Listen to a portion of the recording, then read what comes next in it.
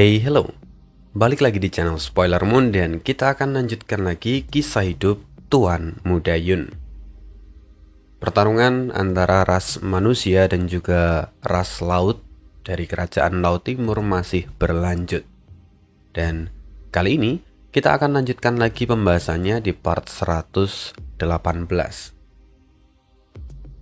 Dari atas tembok kota, para ketua dan wakil ketua tim dapat melihat pasukan ras laut yang telah berkumpul dan mulai bergerak maju. Bagaimana bisa jumlahnya sebanyak ini? Wajah para ketua tim kini berubah pucat. Terlihat ada lebih dari 100.000 prajurit ras laut yang berdesakan. Sungguh itu adalah pemandangan yang bisa membuat bulu kuduk siapapun bergidik. Sementara itu, di atas langit, di atas perkemahan ras laut, para komandan mereka memandang ke bawah dengan senyum dingin. Guang Cheng berdiri di tengah dan matanya berkilat tajam. Seorang komandan bertubuh bulat berkata, "Dengan pasukan sampah ini saja, kita sudah bisa menelan kota itu. Tidak perlu monster laut dalam." Komandan dari ras lele laut mendengus. "Tapi kalau mereka tidak berani keluar, maka sia-sia kita datang." Guang Cheng berkata dengan tenang, "Kota ini adalah artefak yang luar biasa. Tentu tidak akan mudah ditaklukkan. Tetapi jika kita menghancurkannya, seluruh garis depan manusia di wilayah timur akan runtuh. Dengan begitu, mereka tidak punya pilihan lain selain menyerahkan batu pelangi." Seorang komandan lain menyela, "Mengapa tidak sekalian saja kita gunakan kesempatan ini untuk memusnahkan seluruh umat manusia?" Guang Cheng menggeleng ringan. "Manusia adalah ras paling cerdas. Jumlah ahli tingkat tinggi mereka tidak kalah dari kita.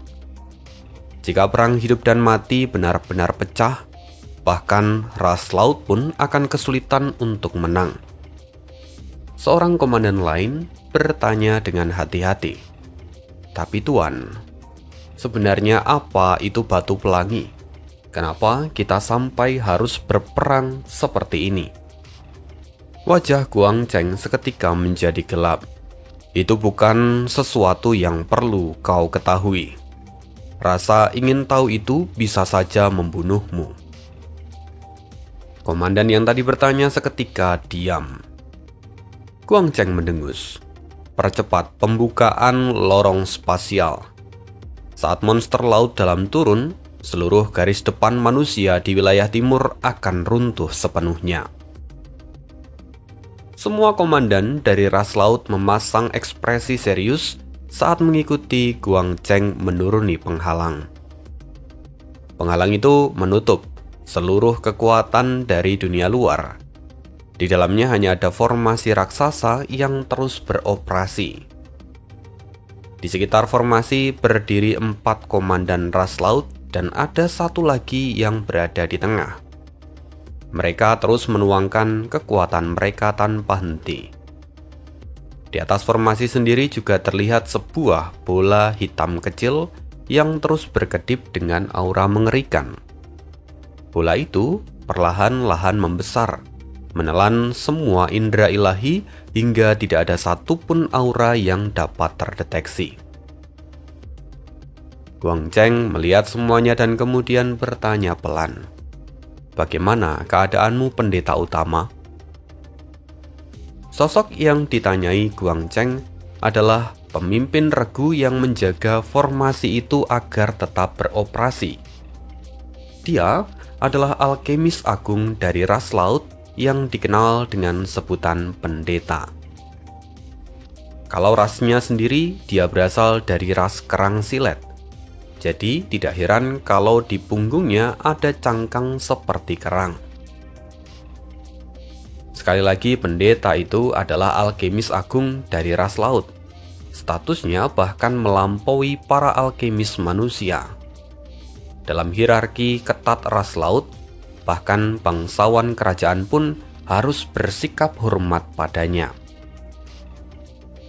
Tanpa mengangkat kepala, pendeta itu menjawab, "Formasi inti sudah siap. Sekitar 5 hari lagi, ruang akan terbuka sepenuhnya. Energi yang dibutuhkan untuk memanggil monster laut dalam sangatlah besar. Dan kristal ras laut sumbangan ratusan ras mungkin hanya cukup untuk beberapa kali pemanggilan." Mendengar itu, Guang Cheng tampak lega dan dia berkata, "Kalau begitu, maka kami akan serahkan sepenuhnya padamu, pendeta. Beberapa monster laut dalam saja itu sudah cukup untuk menyelesaikan semua ini. Lagi pula kita tidak perlu menghancurkan kota manusia sepenuhnya. Aku ingin merebutnya utuh untuk melakukan penelitian." Pendeta itu mengangguk. "Tentu, kami akan menjaga kondisinya sebisa mungkin." Setelah itu, pendeta itu melambaikan tangan, memberi isyarat agar Guang Cheng pergi. Hanya para komandan ras laut yang tetap tinggal di sana. Mereka terus menstabilkan lorong spasial. Di sisi lain, 3 martial Sovereign tingkat tinggi bersembunyi di antara pasukan pengepungan. Kilatan haus darah melintas di mata salah satu komandan. Dia tampak menjilat bibirnya dan berkata, "Bagaimana kalau kita bertiga saja yang menghancurkan kota itu?" Aku yakin ekspresi Tuan Guang Cheng pasti akan terlihat menarik. Aku ingin melihatnya. Itu adalah kata-kata dari Komandan Paus Kekuatan. Komandan suku berang-berang iblis pun tertawa keras. "Haha, kalau kau merampas kesempatannya pamer, dia pasti akan mencabik-cabik tubuhmu.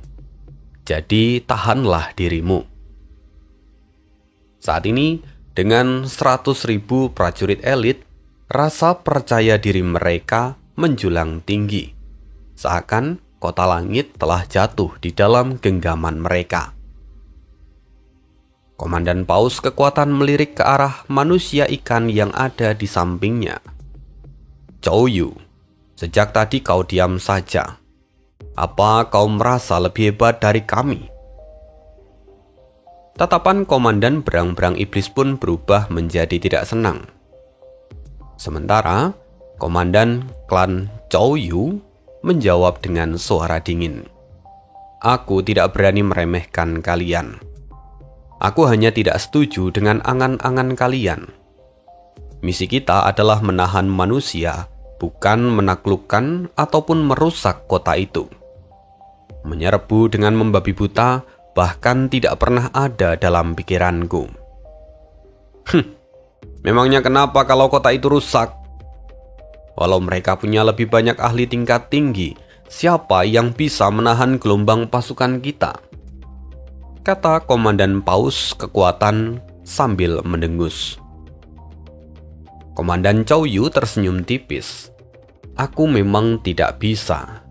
Tetapi belum tentu kalau kota itu juga tidak bisa." Mendengar itu, Komandan Paus Kekuatan semakin geram. "Kalau begitu, kita serang saja sekarang habis-habisan. Kita buktikan." Ekspresi Komandan Zhou Yu mengeras. Perintah Tuan Guang Cheng jelas, menahan mereka. Jika kita mengerahkan seluruh pasukan sejak awal, siapa yang akan bertanggung jawab bila rencana ini gagal? Lebih baik kita serang bertahap, fokus lakukan penyelidikan, dan tahan mereka selama 10 hari. 10 hari? Berikan aku 3 hari dan kota itu pasti jatuh di tangan kita, kata Komandan berang-berang iblis dengan percaya diri. Tapi Komandan Zhou Yu kembali berkata dengan suara dingin, "Misi kita menahan, bukan mencari masalah." Komandan Paus Kekuatan menatap Zhou Yu dengan jijik lalu berkata, "Aku dan Mo Ting sudah cukup untuk menyerang. Kalau kau memang tidak setuju, silahkan pergi." Nama komandan berang-berang iblis itu adalah Moting. Kini wajah Komandan Chow Yu langsung berubah. Berani sekali kalian melanggar perintah Tuan Guangcheng. Siapa yang bilang kami melanggar?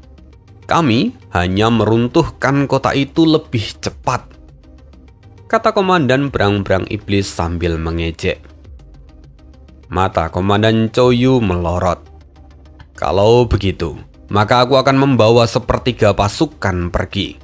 Aku tidak akan membiarkan kalian mempertaruhkan semuanya. Kalau sampai para manusia itu lolos, rencana Tuan Guangcheng akan gagal. Dan kita bertiga juga akan tamat. Omong kosong. Bagaimana menyerang dengan pasukan yang berkurang sepertiga? Kalau kau ingin tersesat, lakukanlah sendiri. Jangan harap kau bisa membawa satu pun prajurit bersamamu. Bentak Komandan Paus Kekuatan. Wajah Komandan Chow Yu menjadi gelap karena marah. Aku tidak akan membiarkan kalian bertiga bertindak sembrono. Suasana pun berubah menjadi tegang. Ekspresi Komandan berang-berang iblis menjadi gelap. Chow Yu, kami paham akan kekhawatiranmu. Namun perintah Tuan Guangcheng adalah menyerang bersama. Kalau memang begitu lebih baik, pasukan dibagi menjadi 3 gelombang dengan jeda waktu yang berbeda. Walaupun kita tidak langsung menghancurkan kota, setidaknya kita bisa menahan mereka selama beberapa hari. Serangan harus terus berlanjut agar para manusia itu tetap tertekan. Mendengar ide ini, barulah ekspresi Komandan Chow Yu sedikit melunak. Dia sadar bahwa tidak mungkin dia menentang mereka berdua sendirian. Sehingga akhirnya dialah yang berkompromi. Kini 100.000 pasukan berhenti sekitar 10.000 meter dari kota. Dan mereka pun segera dibagi menjadi 3 kelompok besar. Sementara itu, di dalam kota suasana menjadi tegang. Semua orang memandang pasukan ras laut yang terus menyusun formasi di kejauhan. Tekanan terasa seperti ketegangan sebelum badai besar datang. Di menara utama, para petinggi tampak serius. Ning Huaisu berkata, "Sepertinya ras laut benar-benar berniat menyerang kali ini. Bagaimana pendapat kalian?" Niat membunuh terpancar jelas di mata Ren Zhanxiong. "Kita hadapi saja. Kita kirimkan tim penyergap lagi untuk mengacaukan mereka." Ning Huaisu mengangguk. Rencana itu memang layak. Apakah ada usulan lain? Zhuang Zheng bicara dengan tenang. Menurutku itu tidak bijak. Jumlah mereka terlalu besar. 100 kali pasukan kita. Kita juga tidak tahu apakah mereka menyembunyikan ahli tingkat tinggi di antara mereka. Lebih baik kita fokus bertahan. Biarkan mereka masuk ke dalam jangkauan, lalu kita aktifkan pembatas kota langit dan memusnahkan mereka. Ning Huaisu tersenyum. Itu juga pikiranku. Tetapi setelah itu, maka kekuatan kota kita akan terungkap. Itu adalah apa yang membuatku ragu. Zhuang Zhen berkata, "Pembatas kota memang dibuat untuk situasi seperti ini. Kita hanya perlu mengaktifkannya sebagian, agar kita tetap bisa menyembunyikan kekuatan aslinya." Mendengar itu, Ning Huaisu mengangguk dan berkata, "Kalau memang begitu, maka kami akan serahkan pengendalian sistem pertahanan ini kepada Master Zuazeng." Zhuang Zheng pun mengangguk. Lalu dia meninggalkan menara menuju pusat kendali kota. Beberapa jam kemudian, 3 genderang perang bergema di gerbang kota. Cahaya 3 warna menyapu seluruh wilayah. Para ahli yang ada di alun-alun tetap bersiaga menunggu perintah berikutnya. Untuk saat ini, Perintah mereka jelas, yaitu menunggu. Meskipun jumlah mereka banyak, suasana di sana kini justru sunyi dan mencekam. Di tembok kota, para ketua tim mulai merasa gelisah. Pasukan ras laut yang menutupi langit bergerak semakin cepat. Suara pertempuran dari kejauhan pun mulai menderu. Seorang ketua tim tampak menggenggam pedangnya dengan erat. Telapak tangannya kini sudah basah oleh keringat. Pasukan ras laut kini hanya berjarak 1000 meter. Mereka memenuhi langit seperti kawanan belalang terbang. Penampakan mereka sungguh membuat bulu kuduk sampai berdiri. Akhirnya serangan pun dilepaskan oleh ras laut. Gelombang energi dalam jumlah besar ditembakkan dari jarak jauh oleh mereka. Suasana menjadi kian mencekam. Tapi di tengah suasana itu, Yun Xiao justru tertawa ringan. Tenang saja, para petinggi pasti sudah menyiapkan sesuatu. Kemungkinan besar, mekanisme pertahanan akan segera diaktifkan. Dan benar saja, setelah Yun Xiao mengatakan itu, cahaya abu-abu tiba-tiba muncul di atas kota, terbuka seperti payung raksasa dan menahan semua serangan dari ras laut. Tak lama kemudian, simbol-simbol aneh mulai bermunculan di langit kota.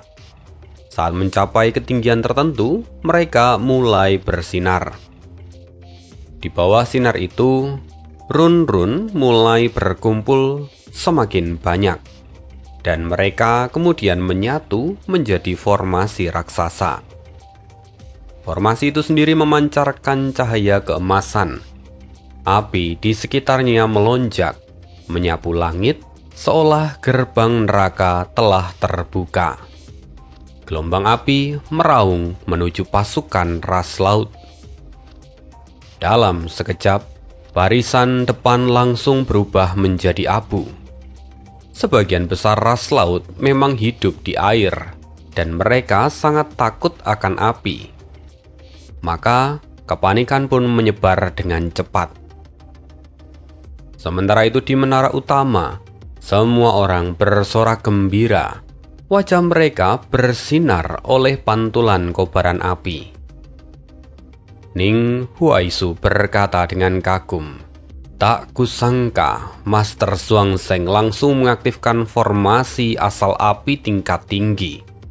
Bahkan ini baru tahap awal. Kota ini sungguh adalah harta karun." Seluruh langit kini memerah seperti dipenuhi kekuatan surgawi. Pemandangan itu membuat semua orang terpaku. Pasukan besar ras laut langsung buyar oleh karena kobaran api. Tapi para ahli yang kuat tetap berusaha menerobos. Mereka menahan napas dan menyerbu ke arah kota. Beberapa ras dengan atribut air yang kuat mengeluarkan lapisan pelindung putih di tubuh mereka.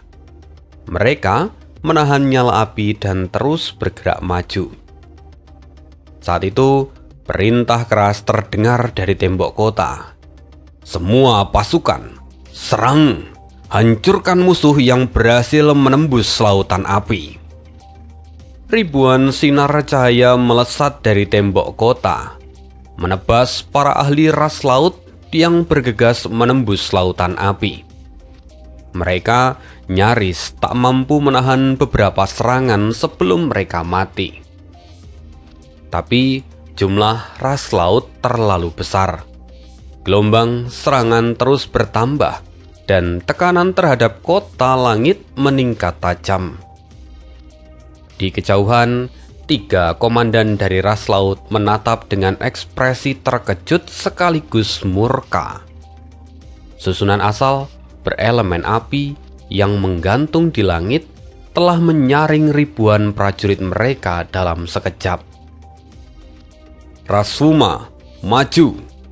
teriak Komandan Chow Yu. Sekelompok besar ras laut biru melesat dari permukaan. Kepala mereka menyerupai kuda, sementara tubuh bagian bawah terlihat seperti ekor ikan. Mereka seakan berenang di udara dan kemudian mengeluarkan uap air di sekitar kulit mereka serta gelembung biru dari mulut mereka. Saat barisan itu melaju, gelembung-gelembung itu serta uap air menghujani api dan memaksa kobaran api itu mundur sedikit demi sedikit. Akhirnya, kini jalur bagi ras laut terbuka. Apa itu? Para petinggi di menara kota utama terkejut. Uap biru yang menyelimuti ras Fuma jelas bukan air laut biasa. Uap itu bukan hanya menahan api, tetapi juga melemahkan kekuatannya.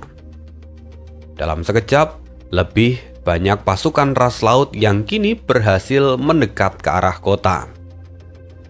Sementara itu di pusat kendali, ekspresi Zhuang Zheng menegang. Susunan asal elemen api memasuki tahap kedua. Para pengendali formasi segera mengubah segel di tangan mereka. Gerakan mereka berbeda-beda, tapi nyala api muncul di telapak tangan mereka. Api itu mengembun semakin padat hingga kemudian berubah menjadi bola api yang berputar di udara. Lalu satu persatu jatuh ke dalam susunan formasi. Di saat yang sama, formasi di atas kota langit pun bersinar semakin terang. Cahayanya mewarnai langit menjadi merah menyala. Langit seketika bergetar hebat. Meteor berekor api jatuh beruntun, menghantam kerumunan pasukan ras laut. Ledakan demi ledakan mengguncang langit. Setiap meteor memicu rentetan kematian. Sementara api menjalar ke segala arah. Jeritan dan ratapan memenuhi langit. Para ahli di kota mulai terbang. Mereka bisa menyaksikan pemandangan itu dengan jelas. Pasukan ras laut benar-benar menggunakan tubuh mereka sendiri untuk menahan amukan langit dan bumi. Tekanan pada pertahanan kota pun kini menurun drastis. Ras Fuma menjadi sasaran utama dari hujan meteor itu. Dalam waktu singkat, hampir semua ras laut yang menyerang lenyap. "Manusia, kalian harus mati!" Di kejauhan, Komandan Paus Kekuatan meraung. Matanya memerah. Tubuhnya sudah condong hendak menerjang. "Berhenti. Kita sudah kalah dalam pertempuran ini. Tidak ada jalan kembali. Apa kalian ingin mati sia-sia?" bentak Komandan Cao Yu dengan dingin. "Sialan, manusia itu licik. Mereka bersembunyi di balik kota," raung Komandan Paus Kekuatan. Prajurit di sekitarnya pun mundur karena gemetar. Mereka takut terseret oleh karena amarahnya. Komandan Cao Yu tersenyum tipis dan berkata, "Itulah kelebihan manusia. Mereka menggunakan teknik rahasia dan senjata tingkat tinggi. Jika kita tidak memanfaatkan keunggulan kita sendiri, kita hanya akan menjadi bodoh di depan mereka. Kita memang kalah hari ini, tetapi setidaknya kita telah melihat sebagian kebenaran dari kota itu. Pengorbanan ini bahkan jauh lebih bernilai daripada kematian belut hantu." Komandan berang-berang iblis tampak muram. Dia bertanya, "Lantas, apa yang harus kita lakukan sekarang?" Komandan Cao Yu berkata, "Kumpulkan semua pasukan. Kita mundur. Ini adalah waktu untuk beristirahat dan bersiap untuk serangan besok." Dengan kerugian besar akibat hujan meteor, pasukan ras laut akhirnya mundur dengan cepat dari medan perang. Sementara itu, pertahanan kota kini dibuka. Seluruh prajurit langsung menyerbu keluar. Mereka memburu ras laut yang masih tertinggal. Tapi mereka tidak mengejar terlalu jauh. Setelah beberapa ribu meter dari barisan ras laut, mereka berhenti dan mulai memprovokasi dengan menghina dari kejauhan. Mata Komandan Paus Kekuatan seakan menyemburkan api. Seandainya dua komandan yang lain tidak menahannya, dia pasti sudah menerjang ke depan. Tenang Li Jing, apa kau sudah lupa nasib belut hantu? Kata Komandan Zhou Yu dengan tenang. Li Jing adalah nama dari Komandan Paus Kekuatan. Jika Tuan Guangzheng melihat pengepungan yang tidak becus ini, aku khawatir kita bertiga akan dibunuh olehnya, kata Komandan Paus Kekuatan dengan geram. Komandan Zhou Yu mendengus. Justru sebaliknya, Tuan Guangzheng pasti senang bisa menguji lebih banyak detail dari kota itu. Puluhan ribu meter di belakang, Guangzheng kini berdiri di langit. Dia menyaksikan seluruh pertempuran itu. Sebelumnya, niat membunuh muncul di matanya. Kemarahan sempat menguasai dirinya. Tetapi kini semuanya telah mereda, bahkan digantikan oleh senyum tipis penuh minat. Tampaknya, apa yang dikatakan Zhou Yu itu memang benar. Sementara itu, di atas menara kota utama, Ning Huaisu tampak tertawa puas. Bagus, kemenangan besar lagi bagi kita. Dia memandang hamparan mayat ras laut yang ada di luar tembok kota. Hu Yijun pun ikut tersenyum. Setidaknya puluhan ribu ras laut telah musnah. Ini adalah kemenangan besar pertama sejak perang dua ras dimulai. Ini sungguh layak untuk dirayakan. Hong Junhuan, dia menambahkan sambil tersenyum. Setelah perang ini usai, nama Tuan Huaisu akan melambung di seluruh kota bulan merah. Bahkan dunia tidak akan memandang Tuan Huaisu dengan sebelah mata.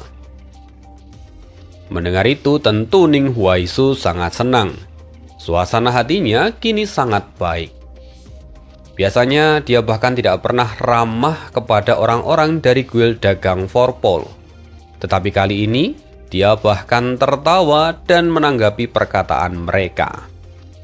Ini semua bukan hanya berkat aku, tetapi juga kalian semua.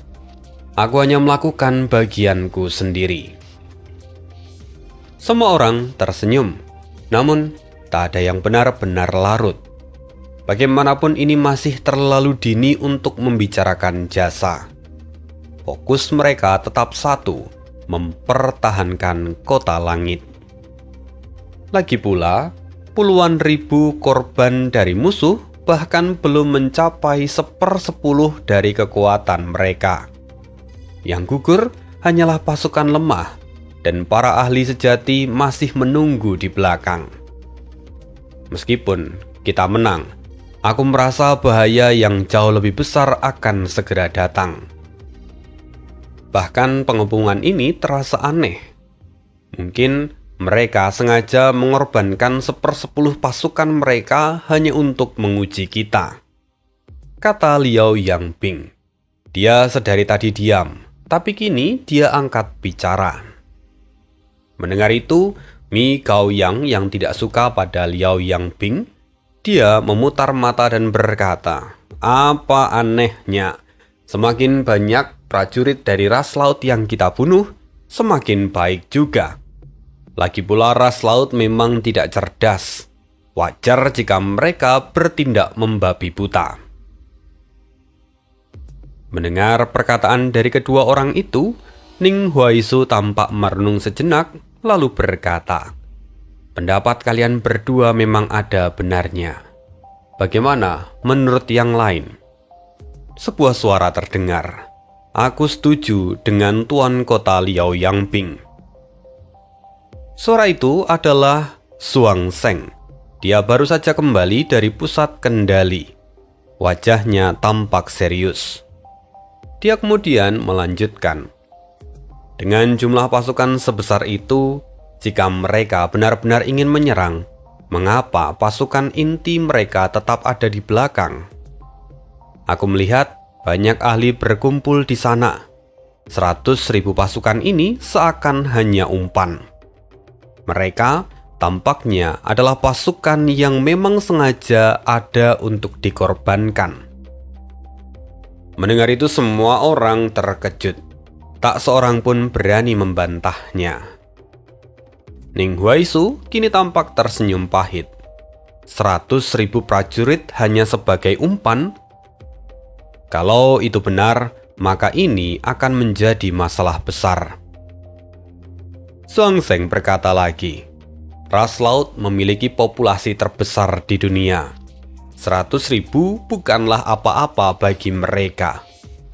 Jika perang skala penuh terjadi, jutaan korban mungkin saja binasa. Yang perlu kita pahami sekarang, apa yang sebenarnya dilakukan oleh pasukan utama mereka di belakang. Mendengar itu, Ning Huaisu tampak cemas dan bertanya, haruskah kita mengirimkan penyelidik? Zhuangzheng berkata, jika memang memungkinkan, itu tentu bagus. Tetapi para master ras laut berkumpul di sana. Resikonya sangat tinggi.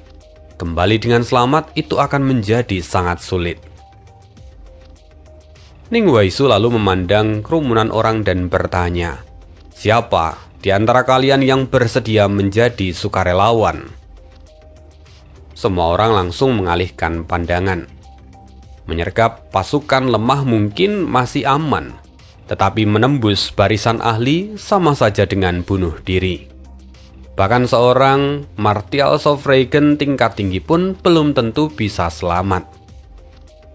Tatapan Ning Huaisu akhirnya jatuh pada Liao Yangping. Tuan Yangping, kamu pernah memimpin serangan mendadak sebelumnya. Kamu punya pengalaman. Bagaimana kalau kamu yang melakukan tugas ini? Wajah Liao Yangping tampak pucat. Dia menekan dadanya dan berkata, maafkan aku, tapi luka dari misi sebelumnya masih belum sepenuhnya pulih. Lebih baik mengirimkan orang lain yang lebih siap. Setelah itu, Ning Huaisu mengangguk dan menoleh ke arah yang lain. Mi Gaoyang ada di hadapan Ning Huaisu. Dia tampak berkeringat dingin. Mi Gaoyang segera berkata, tuanku, mengirimku ke sana sama saja dengan memberiku hukuman mati. Tolong pertimbangkan itu. Tampak wajah Ning Huaisu tidak senang. Dia berkata, aku memintamu mengintai, bukan bertarung. Kumpulkan informasi lalu kembalilah. Apa yang perlu kau takutkan? Banyak prajurit yang telah gugur selama perang ini. Kita semua juga harus siap mati. Sebagai anggota dari Kota Bulan Merah, kau tidak boleh mempermalukan Kota Bulan Merah. Wajah Mi Gaoyang pucat pasi. Dia tak mampu membalas perkataan itu. Tenang saja, kalau kamu berhasil, jasamu pasti akan diingat oleh semua orang, kata Ning Huaisu. Setelah itu, Ning Huaisu melambaikan tangan dan dua prajurit segera membawa Mi Gaoyang pergi.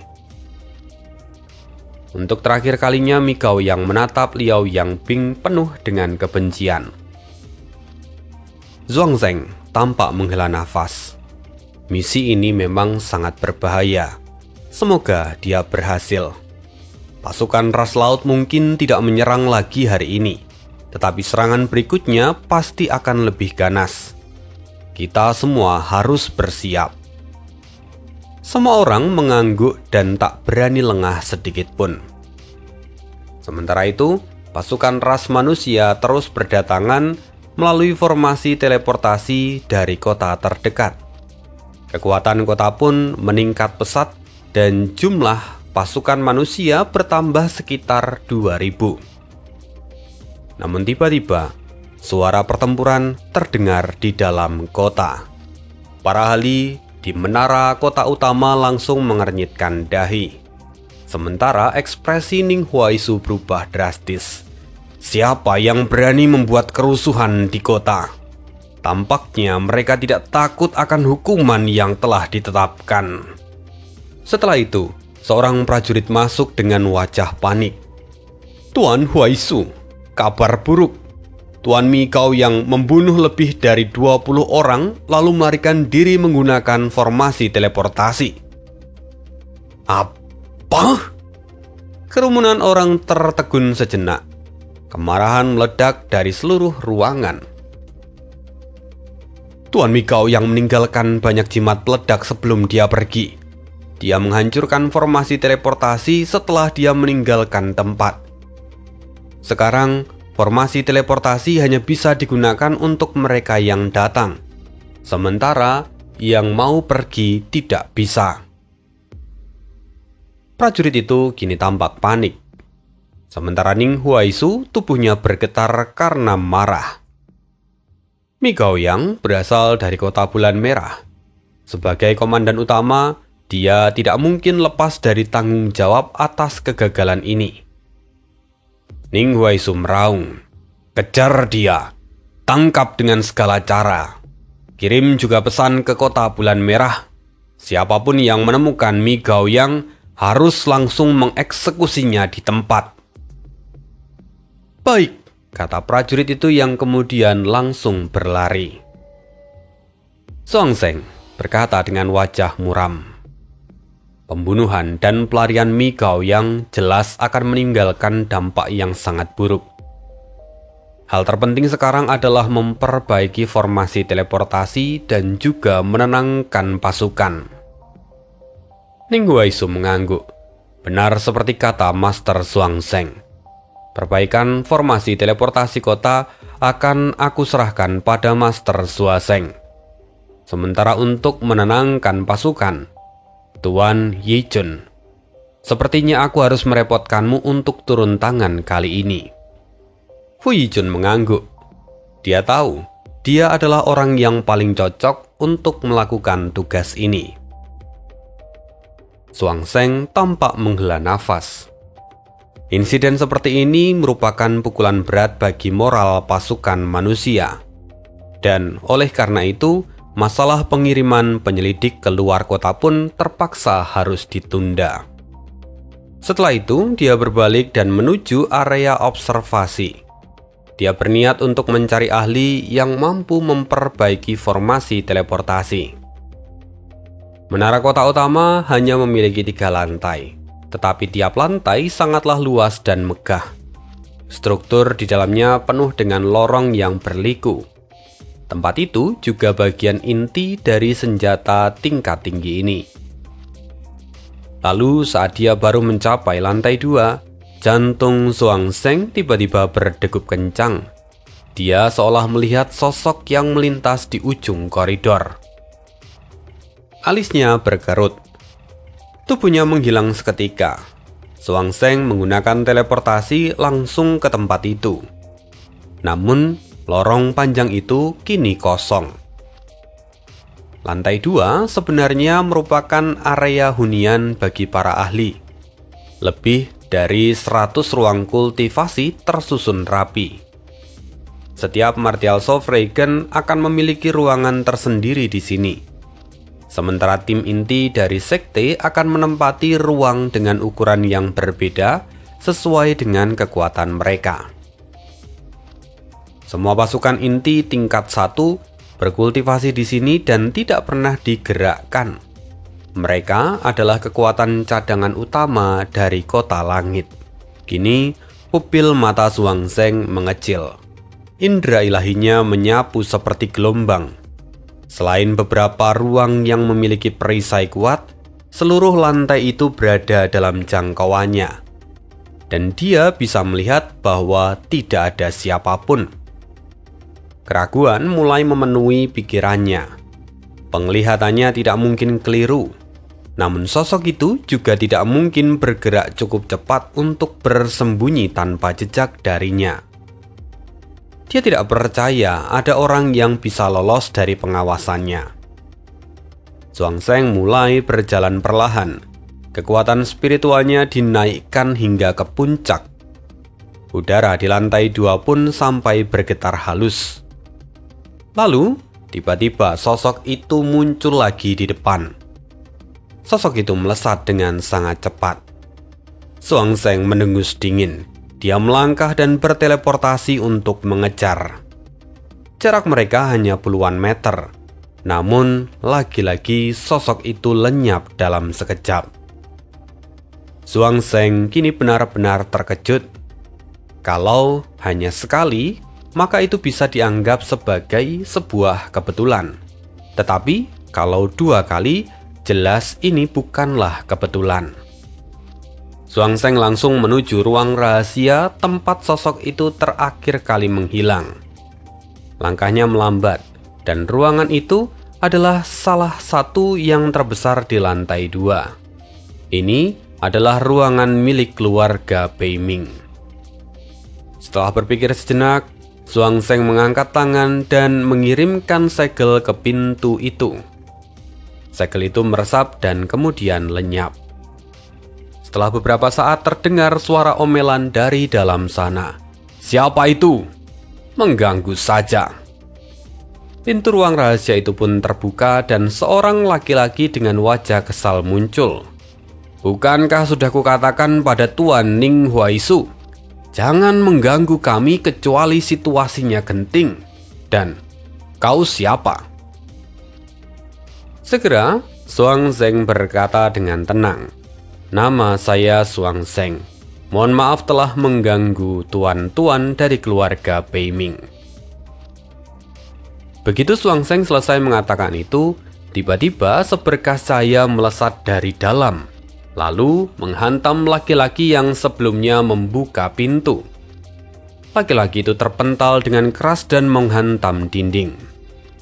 Lalu sosok yang baru muncul itu buru-buru berkata, "Ternyata Master Suangseng. Sungguh pelayan itu kurang ajar dan telah menyinggung Anda. Akan saya hukum dia nanti. Silakan, Master Suangseng bisa masuk dan duduk dulu." Sosok yang panik itu tidak lain adalah Bei Ming Lai Feng. Keringat dingin kini tampak membasahi dahinya. Dia juga berulang kali mengucapkan minta maaf. Wajah Suangseng tetap datar. Dia berkata, "Sama-sama, ini bukan masalah besar Tuan Muda. Tapi saya sekarang sedang mengejar sosok yang mencurigakan yang menghilang tepat di depan pintu ini. Karena itu, saya ingin memastikan apakah kalian melihat seseorang yang mencurigakan itu atau tidak." Orang yang mencurigakan? Bei Ming Lai Feng tampak berpikir sejenak, kemudian menggelengkan kepala. "Kami berkultivasi tertutup sepanjang waktu. Tidak ada seorang pun yang kami lihat di sini." Sekilas, kecurigaan muncul di mata Suangseng. Tetapi dia segera menenangkan dirinya dan berkata, "Kalau memang begitu, maka saya tidak akan mengganggu kalian lagi. Saya permisi dulu." Bei Ming Lai Feng merasa tidak enak. Dia takut meninggalkan kesan buruk pada Suangseng. Jadi dia dengan buru-buru berkata, "Tuan Suangseng, saya sungguh minta maaf atas kejadian tadi." Suangseng tersenyum dan berkata ringan, "Tidak perlu dipikirkan." Justru sikap acuh tak acuh itu membuat Bei Ming Lai Feng semakin gelisah. Dia ingin memperbaiki hubungan di antara mereka dan segera dia berkata, "Master Suangseng, tahukah Anda mengapa kami berada di garis terdepan?" Suangseng berhenti dan menoleh. Ada sedikit ketertarikan di wajahnya. "Kenapa? Adakah alasan khusus?" Bei Ming Lai Feng tersenyum pahit. "Jadi sebenarnya salah satu leluhur kami kini terjebak di suatu tempat di Laut Timur. Beberapa hari lalu, kediaman kami menerima sinyal bahaya. Jadi kami dikirim untuk menyelamatkannya. Siapa sangka, perang dua ras justru meletus dan garis pertahanan pantai ditutup rapat." Suangseng sedikit tertegun. Dia tidak menyangka bahwa alasan keluarga Beiming ternyata sesederhana itu. Padahal sebelumnya, sikap mereka sampai membuat para petinggi kota Bulan Merah berspekulasi panjang. Beiming Laifeng berkata lagi, "Lantas, agar kami bisa segera berlayar, keluarga Beiming terus mencari jalur melalui kota-kota kecil di sekitar Laut Timur. Namun, kami justru menemukan sesuatu yang mencurigakan di kota Fancy." Mencurigakan? Apa maksud dari tuan muda Beiming Laifeng? Zhuangzheng tampak mengerutkan kening. Beiming Laifeng berkata, "Kami menemukan jejak dari ras laut di sekitar kota itu." Seketika, ekspresi Zhuangzheng langsung berubah. "Apakah tuan muda Laifeng yakin?" Beiming Laifeng mengangguk. "Benar. Saya yakin 100%. Jumlah mereka memang tidak banyak, tetapi kami benar-benar telah menemukan mereka. Kami bahkan sedang mempertimbangkan apakah kami harus melaporkan masalah ini kepada Tuan Ning Huaisu atau tidak." Nada Zhuangzheng seketika menjadi tegas. "Tentu saja itu harus dilaporkan. Ini adalah masalah besar." "Tuan muda Laifeng, apakah kalian sudah menyelidikinya dengan seksama?" Selama ini, konflik dua ras berpusat pada wanita bernama Xiao Hong, dan lokasinya pun terbatas di wilayah tempat dia pernah muncul. Tapi, jika jejak ras laut sudah terlihat di kota yang lain, maka itu berarti konflik mulai meluas. Mungkin ini bisa menjadi pertanda perang akan meningkat menjadi skala penuh di seluruh tepian Laut Timur. Pikiran itu membuat hati Zhuangzheng terasa berat. "Saya ucapkan terima kasih atas informasi dari Tuan Muda Laifeng. Saya akan segera mengirimkan orang untuk menyelidiki masalah ini. Jika skala perang benar-benar meningkat, saya sungguh berharap kalau keluarga Beiming dapat membantu kami." Beiming Laifeng sambil tersenyum menjawab, "Tentu saja kami akan melakukan itu. Tapi cara terbaik untuk menghentikan perang ini tetap saja menemukan Li Yunxiao ataupun Xiao Hong.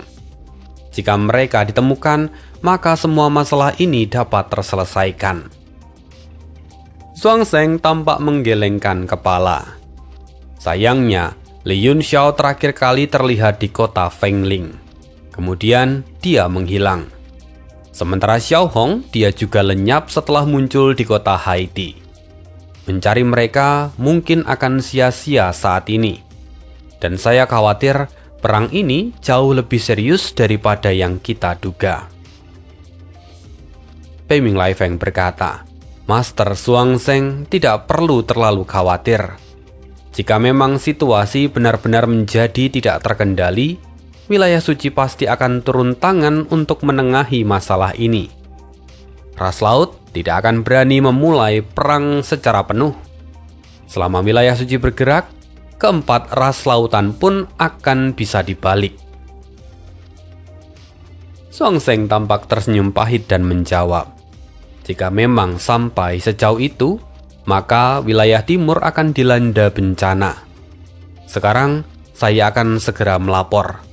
Terima kasih atas informasi dari Tuan Muda Laifeng." Zhuangzheng pun lalu berpamitan. Sementara Beiming Laifeng mengantarnya dengan sopan hingga dia pergi. Tak lama setelah itu, seorang laki-laki berjubah hitam muncul di belakang Beiming Laifeng. "Tuan muda, mengapa Anda memberikan informasi sepenting itu pada mereka?" Mata Beiming Laifeng berkilat dingin. "Itu terjadi karena orang bodoh tadi telah menyinggung Zhuangzheng. Aku ingin menjalin hubungan baik dengannya. Kota Bulan Merah sedang tertekan dari dalam dan luar. Ini adalah kesempatan kita untuk mendapatkan sekutu. Selain itu, biarkan mereka menyelidiki wilayah ras laut dekat kota Fancy.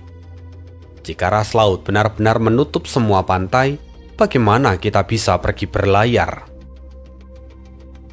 Mendengar itu, laki-laki berjubah hitam hanya mengangguk dalam diam. Akhirnya, pintu ruang rahasia itu perlahan tertutup dan semuanya kembali sunyi. Beberapa saat kemudian, ruang di depan pintu itu bergetar samar dan kemudian di sana sosok Li Yunxiao muncul. Wajahnya tampak pucat. Untuk menghindari deteksi dari Xuanzeng, Yunxiao telah mengaktifkan beberapa teknik rahasia sekaligus. Dia hampir mencapai batasnya. Matanya kini berkilat. Dia awalnya hanya ingin mengetahui tujuan dari keluarga Beiming yang bersembunyi di menara kota utama. Tapi rupanya dia justru memperoleh informasi yang begitu penting. Batu pelangi jelas adalah jenis harta langka seperti Aegirine. Dan kerajaan Laut Timur tampaknya mengetahui nilainya itu. Itulah alasan kenapa mereka sampai bersedia memicu perang demi memaksa manusia menyerahkan Xiao Hong. Tapi batu itu sebenarnya sudah hilang. Apakah ras laut benar-benar akan memulai perang hanya karena hal itu? Setelah berpikir sejenak, Yunxiao lalu berteleportasi lagi. Dia tidak meninggalkan menara kota utama, melainkan naik ke lantai 3. Setelah berkeliling beberapa saat, Yunxiao akhirnya kembali ke alun-alun. Dia berjalan menuju area pasukan Warblade. Sebagai wakil ketua tim, Yunxiao dapat bergerak dengan bebas, jadi tidak seorang pun menanyakan apapun padanya. Hari ini, semua akhirnya berlalu dengan tenang. Tapi di keesokan hari, tepat saat fajar menyingsing, seluruh kota bergetar hebat.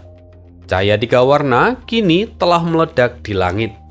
Semua ahli terbang untuk menyaksikan apa yang sedang terjadi. Dan perang ini masih akan kita lanjutkan di part berikutnya. Terima kasih, see you again di next video dan bye.